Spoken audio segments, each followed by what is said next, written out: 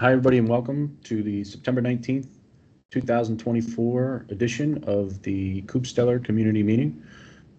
We are proud members of the CNCF Sandbox project, and as such, we abide by a contributor code of conduct. But before I get there, the meeting is recorded, will be posted on our YouTube TV channel. You can see the one that I'm showing right now, this agenda.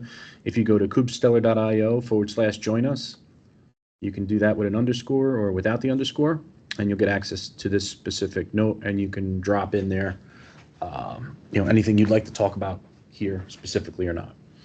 So let's get 1 second. All right, cool. All right, so here's our contributor code of conduct. As contributors and maintainers in the CNCF community and in the interest of fostering an open and welcoming community, we pledge to respect all people who contribute through reporting issues, posting feature requests, updating documentation, submitting pull requests or patches, and other activities. We are committed to making participation in the CNCF community a harassment-free experience for everyone, regardless of level of experience, gender, identity and expression, sexual orientation, disability, personal appearance, body size, ethnicity, race, age, religion, or nationality. Essentially, that just means please be nice to each other. So let's talk a bit here about what's on the agenda. If you haven't done so already, please go ahead and put your name on the list of attendees.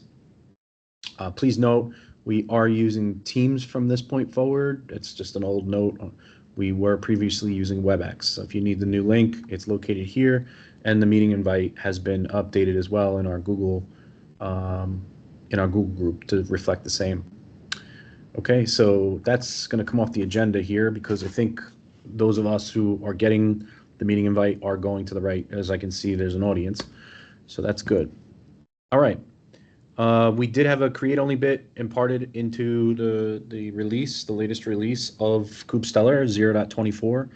It is currently in our code base and it is documented online.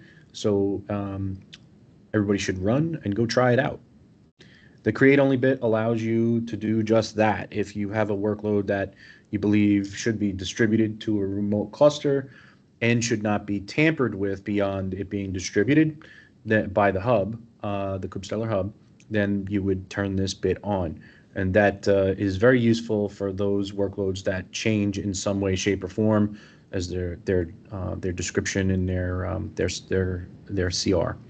So we've had this issue in the past, and we took it to heart and have recreated again in 0.24. So that's now included. Please, everybody, go check it out. As part of that release, we had to do some consolidation. We had a separate repository which hosted the ocm-transport-plugin, which, as a transport plugin, you could use any number of different technologies to achieve the last mile, so to speak, connection between KubeStellar Hub and the KubeStellar agent on the remote cluster. OCM is one of them. And so we used to have that in a separate repository. We've now consolidated that and placed that inside of the main KubeStellar repo.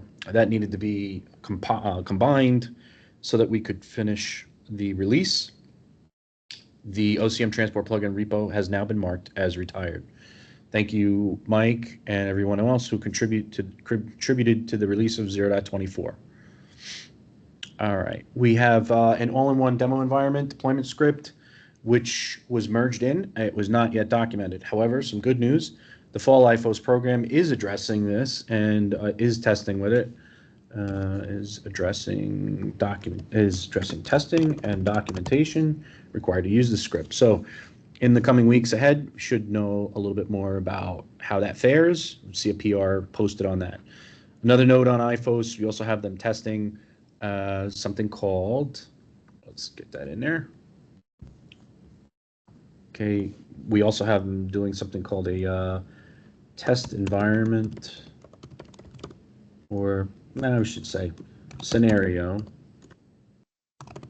script for disconnected operation using kind clusters on a local machine, a local node, a local machine. Yeah, that's good. So we talk a lot about how we can work in a disconnected manner and disconnected environment. And this is especially true for remote locations that we use in the edge, whether it be farms or outer space. Objects do get disconnected at times, and sometimes for long periods. KubeStellar helps you overcome those challenges, unlike how KubeStellar's master communicates with its node and could mark it as absent if there's a small glitch or break in the connection. With KubeStellar, you have remote connections to remote clusters that are not governed by that timeout, and therefore we've long stated that that's a benefit of using KubeStellar, but now we are in the process of building a scenario which is specifically will allow other people to do the same. There's been an interest in the community to have this, and so we feel it's time at this time to go ahead and create a scenario that could be used by others to test it for themselves. Okay, any questions on those 4 items that I just rattled off, 5 items?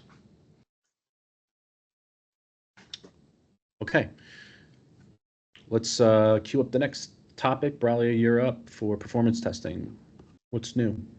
Thanks, Sandy. So I have been working with Mike, and so there is a PR that is being reviewed where we are installing multi-cluster monitoring for all the KubeStellar control planes. We are using Thanos to do the collection of the parameters in the different clusters and the visualization with the Grafana.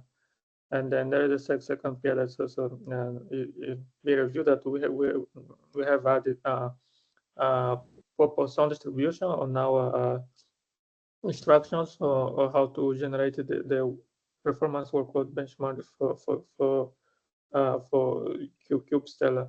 And we also are planning to start to reproduce this environment in OpenShift cluster. So far, we have been testing, and we provide instructions of how to deploy and vanilla kind of Kubernetes clusters. That's all from my side. So is there anything you'd like to add, Mike?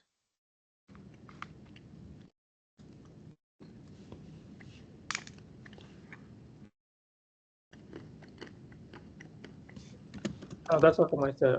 Okay, thank you very much, Braulio. Okay, do we have anybody on that can talk about summarization? Mike?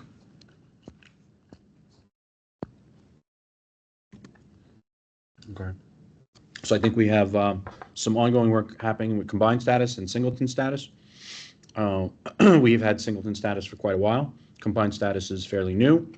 However, we do have some work already in place that's showing promise in the combined status area. So we will continue to pursue that. There's 2 folks from Rensselaer Polytechnic Institute who have joined the IFOS program and are specifically dedicated to work with the KubeStellar community on the combined status and singleton work. So hopefully they make quick work of that. I think they should be excellent prospects to help us out in both the coding, testing, and all 3 of the coding, testing, and documentation aspects of those specific features. All right. Any questions about combined or singleton status and the inclusion of the RPI IFOS folks?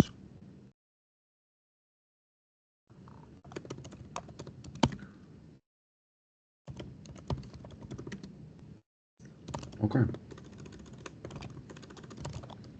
All right, so as our IFOS program has grown, we now have 5 candidates. I'm sorry, not 5, 7. 7 members. So they are comprised of 4 Valencia undergrad and grad, 1 Georgia Tech, I believe it's grad, and 2 RPI. RPI has their own program called RCOS, and they are eager and willing to help out, as I mentioned just a minute ago there about summarization. So we're happy to have them on board. All of Valencia, Georgia Tech, and RPI folks will learn tenets of productivity, especially having to do a command line. As you know, Kubernetes is very heavy and intensive in terms of remembering commands. And so it's nice to have automatic suggestions or command completions that are afforded by plugins to various shell components or various shell technologies on different operating systems. That includes Windows subsystem for Linux, as well as Mac OS. So they're just about finishing up the productivity portion of the project of the program, and they'll be moving. They're moving now on slowly into the Kubernetes realm. Many of them are going through the mechanics and of how to install Kubernetes or how to use Kubernetes, I should say, in a kind cluster context. And I got to think that many of them are wondering at this point, what exactly is Kubernetes? Because it's one thing to install a kind cluster, it's another thing to be able to use it, right? So that's going to be a fairly intense topic upcoming in the program, and then we'll move on to the specifics for KubeStellar and how it helps people overcome some of the challenges existing in Kubernetes today. And so we hope to have them doing all manner and sort of coding and documentation and testing in the weeks ahead. Program will run until December, or actually, I'm sorry, no, until November 21st. And yeah, so that's it. Any questions on IFOS? Okay. KCD, I'll be going to Washington, D.C. on Monday for 2 days. They are having a KubeCon day as well as DevOps day. We've been accepted to give a lightning talk there. If you're interested in learning more about the talks that'll be there, they'll be promoting that on the CNCF community under the event details in the link that I just posted here. The topic that I'll be giving it on is just a brief overview of how blue-green canary deployments are enabled by KubeStellar. Okay, KubeCon North America. Okay, so we've got our lightning talk, our project pavilion discussion table, as well as our project pavilion presence. The dates and times are listed here. We also have Umbralio. You might want to add your link here for date and time and abstract for the 2 accepted talks that you have. Would you mind? Sure. Okay. And we're still waitlisted for our panel discussion for IFOS. We're waiting to see how that turns out. The one good thing that I'm noticing is we're starting to get a lot of uptick on adoption, comparatively so against what our past has been. So just keep your eyes open. There are more people looking at our solution than have been in the past. And there are opportunities for adoption lurking about. So if you see one that comes up, bring it to us here in this forum or in our Slack channel at KubeStellar-dev in the Kubernetes Slack organization.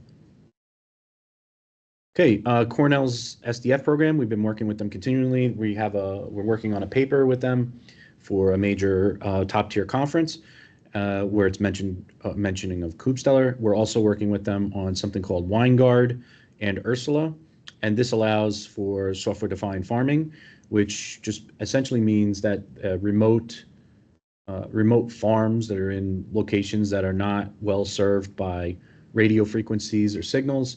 Maybe they're in the 3G spectrum. They might be dial-up for all we know. They have a real need to be able to connect and communicate and also receive data from central locations. And so KubeStellar lends itself very well to that in edge scenarios where there is not a consistent set of connection or a consistent connection to these remote locations. In our case, we're talking about areas of operation around dairy farming, apple orchards, or other types of vegetables and vegetable farming, and wine operations, places where they're growing grapes, vineyards, places where they're processing and creating wine. And so those are the 3 main ones that we're looking at in the SDF scope. And we're working not only with the farmers, but we're also working with agritech or agricultural technology companies, as well as NASA. So NASA is working to pull down satellite imagery that will give us better information for creating models that can interpret things like rainfall or deciduation or pestilence, let's say is runoff of nitrates for fertilization, et cetera. So those types of things are things that we can glean and gain more information about from using different chromatic spectrums on NASA's imagery. And as a result, we can use that in building and using AI models for what farmers care most about is yield, right? Is how much of their crop can they, or how much of the output of let's say a farm animal or a dairy cow can they use for the purposes of bringing a product to market. So crop to yield ratios are very important for farmers to pay attention to. And so hopefully with the use of KubeStellar in conjunction with Agritech, in conjunction with farmers, in conjunction with NASA, we can come up with a holistic solution that will help these folks push higher yields. So that about does it for the adoption section. Is there anything else that anybody else would like to discuss in adoption? Okay, so I'll update here. Just to recap, 0.24 is released. Thank you. We've merged the OCM transport plugin repo into the KubeStellar repo mainline. Performance testing continues. Braulio, thank you very much. Braulio has also added links for the talks that he'll be giving at KubeCon in Salt Lake City, Utah, in the end in sometime in November. I'm sorry, yeah, November 13th through the 15th, I think it is, or 12th through the 15th. So please join us there. We'll have a booth, we'll have talks, we'll be discussing a lot about KubeStellar and all the advantages that it brings to someone who uses it in conjunction with Kubernetes. We look forward to seeing you there. Okay, that's all I had, folks. I'll open the floor up. Does anybody have anything they'd like to share or discuss?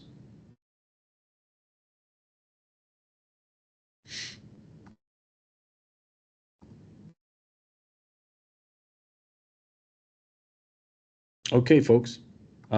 Really appreciate you all joining today. Look forward to seeing you again in 2 more weeks. Are we in October at that point? Let's see. Yeah, I think we might not yet be. 20 and 4. No, actually we are. We're in October. It's already going to be October when we meet again. So enjoy the rest of your September, and we'll see you again next month. Thank you. Thank you.